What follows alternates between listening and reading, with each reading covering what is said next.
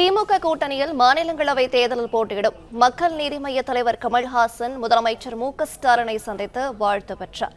விவரங்களை தருகிறார் செய்தியாளர் மாணிக்கம். வணக்கம், விவரங்களை சொல்லலாம். 2024 நாடாளுமன்ற தேர்தலின் போது திமுக கூட்டணியில் இணைந்த மக்கள் நீதி மய்ய கட்சிக்கு நாடாளுமன்ற தேர்தலில் தொகுதி எதுவும் ஒதுக்கப்படாத சூழல்ல ராஜ்யசபா சீட் ஒன்று வழங்கப்படும் என்று அப்பொழுது தேர்தல் ஒப்பந்தமாக போட்டுக் கொள்ளப்பட்டிருந்தது. அதன் அடிப்படையில தற்பொழுது மக்கள் நீதி மய்ய கட்சிக்கு ஒரு ராஜ்யசபா ஒதுக்கப்பட்டிருக்கக்கூடிய சூழல்ல அந்த இடத்துக்கு நடிகர் கமல்ஹாசன் போட்டியிடுவார் என்றும் அக்கட்சியின் சார்பில் தெரிவிக்கப்பட்டிருக்கிறது.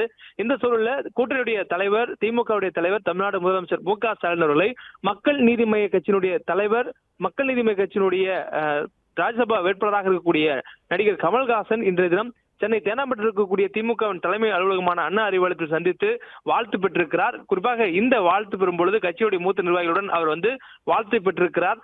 ராஜ்யசபா தொகுதி கிடைக்கப்பட்டிருக்கூடிய சூழல்ல அடுத்து வரக்கூடிய 2026 சட்டமன்ற தேர்தல் தொடர்பாகவும் இன்றைய சந்திப்பின் பொழுது அதற்கு முன்னோட்டமாக பேச்சுவார்த்தை நடத்தப்பட்டதாகவும் சொல்லப்படுகிறது.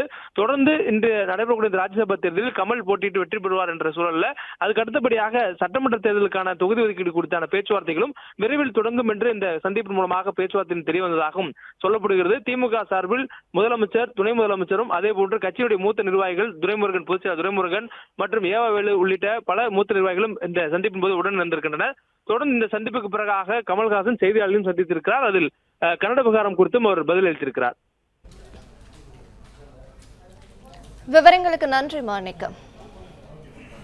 பிளே ஸ்டோர் மற்றும் ஆப் ஸ்டோரில் இருந்து பாலிமர் செயலியை QR கோடு மூலம் பதிவிறக்கம் செய்யுங்கள்.